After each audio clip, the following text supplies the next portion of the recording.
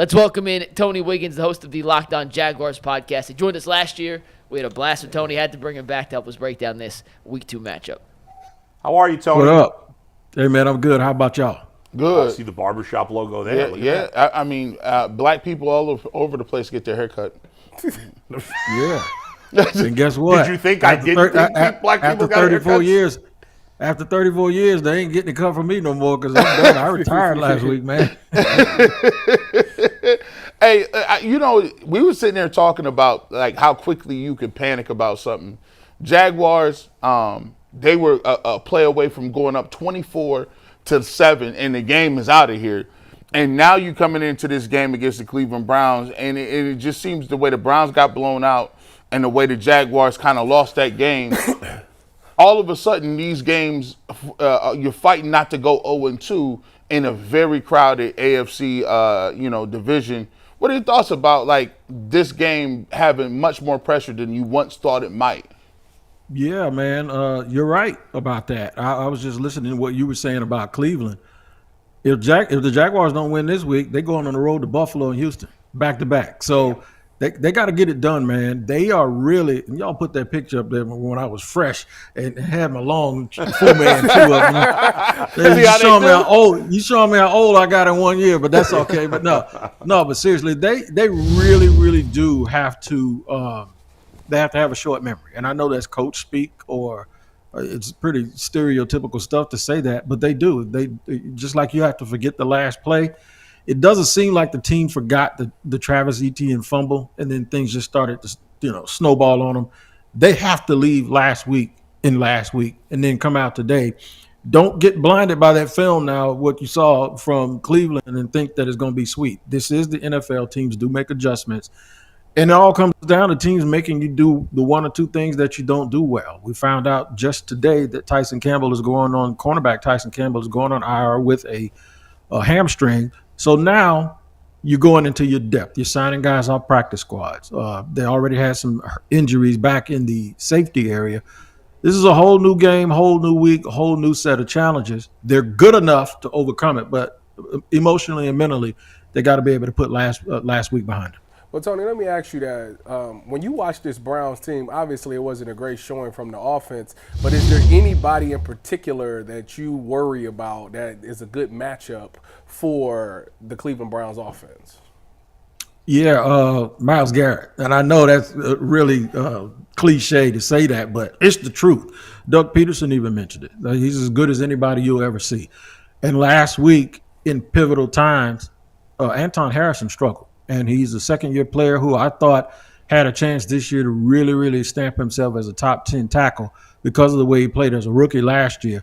It wasn't his greatest game last week against somebody else, Ogba. Y'all are very familiar with him. And he used his heavy hands and speed at times. And on the last drive when the Jaguars got the ball, when the game was tied, before Miami got it and drove for a walk-off field goal, the Jaguars got the ball with 3 minutes to go and went 3 and out, and Trevor got sacked twice.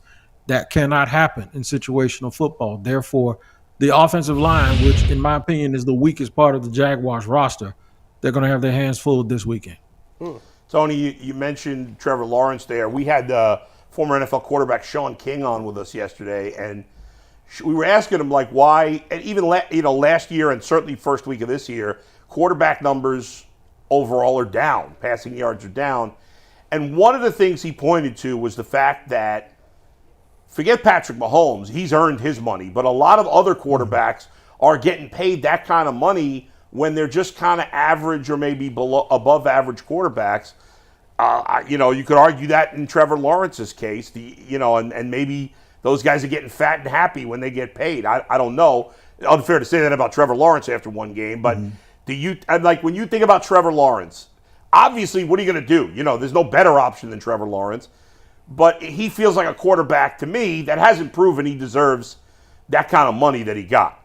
Is that unfair? I disagree with you. I will disagree with you with that. Okay. And the reason why now since he's been in the league, he led the league in turnovers. A lot of them are fumbles.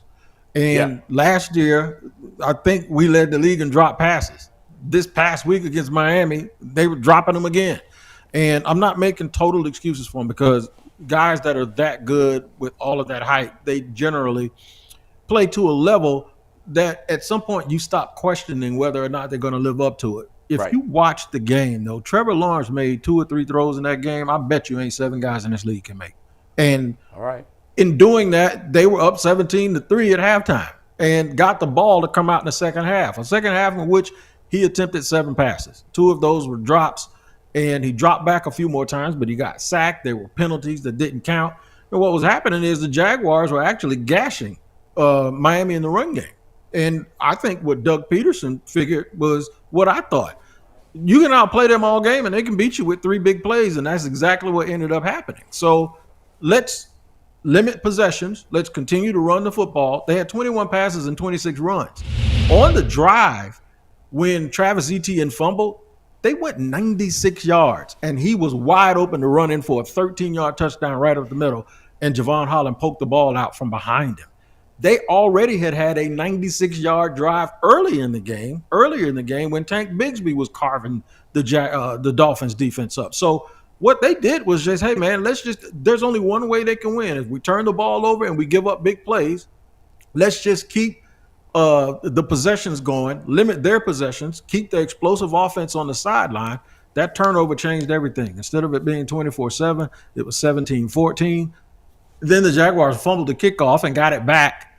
It was haywire after that, and it seems like everybody kept trying to catch their breath, and before you know it, Miami was kicking a game-winning field goal, and the game ended. Yeah, we would probably take Trevor Lawrence's stat line over what Deshaun Watson gave us. Certainly. What do you make of it? Obviously, there's a bunch of different things off the field, on the field. When you watch all 22, it seems like he's a little bit slow processing. I've asked a lot of different people. I haven't really seen much like it where a player of his caliber has kind of regressed to a point where, he seems to not have that level of confidence. Even in a press conference, and he said it may take a couple of weeks. It may be a work in progress. And I'm talking to Tyvis, hey, man, you ain't got no work in progress time, man. You want to figure it out early. What's your thoughts on Deshaun Watson, and what do the Jaguars want to do in order to, get him off his spot? Yeah, that's a good question. One thing I wouldn't do is get past his armpits and allow him to have escape routes, because I think at the end of the day, getting 4 and 5 yards and sliding and creating 2nd and 5 and 2nd and 6, that's not a good place for a team to be in, especially when, like I said, you want to limit another team's possessions and you want to make sure you get them off the field on 3rd down. They can get 2 more yards in the running game, and now you got 3rd and 3 and 3rd and 4, and that's never land, especially when a team has good tight ends and good route runners like the ones you guys have. Judy, as well as Amari Cooper, they can come off the line and immediately create separation because of the way they run routes and catch short passes. I just think Njoku, I don't know if he's out, but if he is out, that is in Jaguars' favor, because last year they had a problem guarding him, and he caught some big passes up in Cleveland, and it's something that they really, really worked on trying to fix. They had some miscommunication last week with their safety, Antonio Johnson. He gave up a big play to Jalen Waddle. That was the second big play after the fumble, and then Tyreek Hill had an 80-yard touchdown. Those 3 things are the only reason the Jaguars are not 1-0 right now. So I'm a firm believer in keeping Deshaun Watson, making him play from the pocket, and then allowing Trayvon Walker and Josh Hines-Allen to do their thing against the injured tackle tandem that Cleveland has. Let me ask you about that pass rush that y'all got. I know y'all got Josh Hines-Allen. Y'all got Trayvon Walker, who's coming to his own. But then y'all added a guy by the name of Eric Armstead, who I actually played with the 49ers. Do you think this is one of the best pass rushes in the NFL today? I do. I think collectively as a group, because it's a lot of it has to do with the personnel you just mentioned, because Eric Armstead got a sack last week.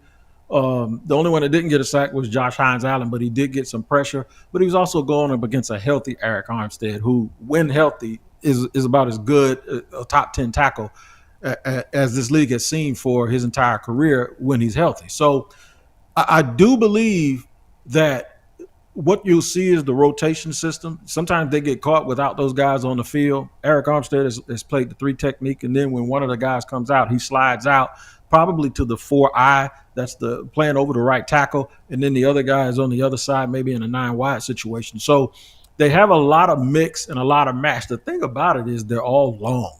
Trayvon Walker, if you never seen him in person, you see him in person, you know why they picked the number 1. And regardless of what some people feel about him, the Dolphin, he was the most double-teamed lineman in the NFL last year per the analytics. Coaches don't double-team people that on film don't need to be double-teamed. And people, Mike Tomlin said it, that he's a game wrecker. And while being double-teamed, he also ranked first in run defense for all defensive linemen last week. And then he also got 2 sacks. So he has really, really come into his own, and he does a lot of the ugly work that doesn't show up in stats and that people that watch for fantasy football purposes don't see. He's just a guy that other coaches talk about, and he's very, very violent when he plays. So I look for them, if Cleveland rolls out there with some young guys, Deshaun better not hold that ball, because if he does, he's going to get in a lot of trouble. Tony, let's break down the Jags from a fantasy perspective. No, I'm kidding. Who do you got winning the game? Who do you think is going to win this Sunday? I think Jacksonville will pull it out, but I think it'll be close. I think this is a team that's very, very talented. They've improved their receiving core. If y'all haven't seen Brian Thomas Jr., the rookie first-round pick out of LSU, watch him. It's not going to be long before he's considered one of those 10 best receivers in the National Football League. He is so fluid. He burnt Jalen Ramsey in the first quarter, had 2 steps on him, and Trevor underthrew the ball, and then Ramsey had to grab him, and it was a first and goal from the 1. It's like a 50-yard pass. And then later on, he caught what you want to talk about pretty balls. Look at that touchdown Trevor threw to him last week, and tell me you know 7 or 8 people that can make that throw. He caught one in the back of the end zone. I was a little disappointed that the Jaguars didn't forcibly go back to him. They have all of these weapons, and I think they were running the plays that they wanted to run, because these, the first 2 touches of the second half was Tank Bigsby and Parker Washington. Those are 2 backups. That should never happen. And then they had a 3 and out. They have to learn to go to their bread and butter.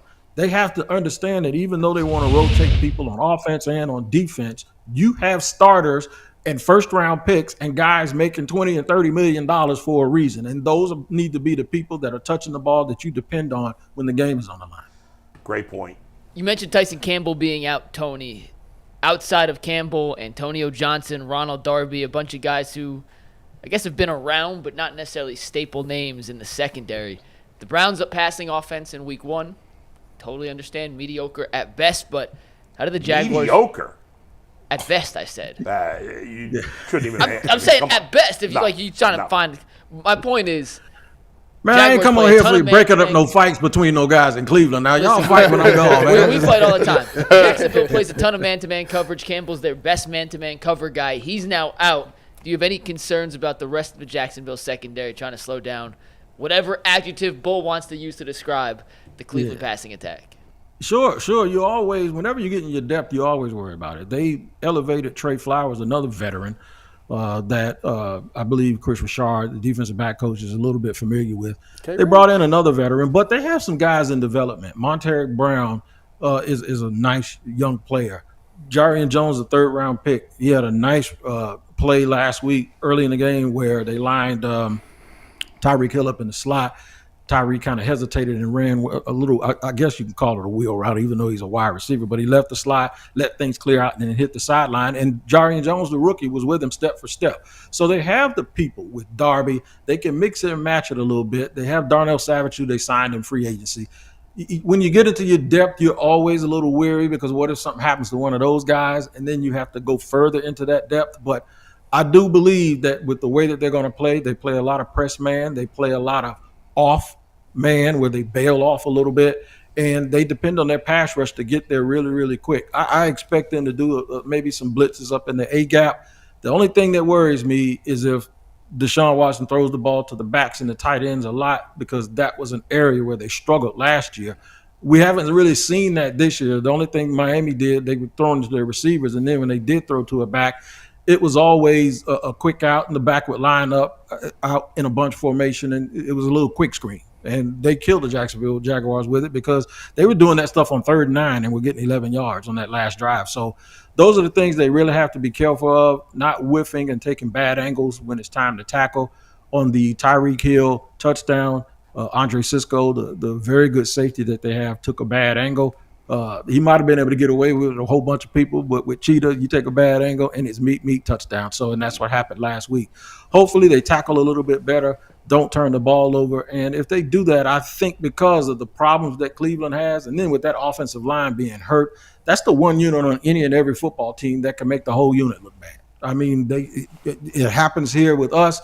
If they can exploit that with one of the strengths of their team, which is their defensive line, that would, I think, help the secondary if those guys stay at home, stay in their lanes, don't allow him to extend plays, and make sure that they don't overrun it when they're trying to get him from the outside.